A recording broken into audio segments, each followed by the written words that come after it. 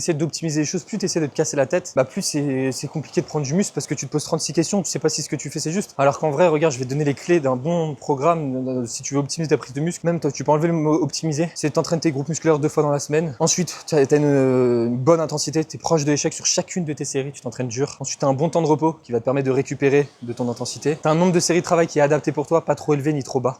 D'accord. Et adapter, ça, je peux pas répondre à la question, je peux pas dire combien de séries tu dois faire parce que c'est individualisé. Et t'as ta surcharge progressive, tu fais en sorte de progresser en termes de charge et de répétition.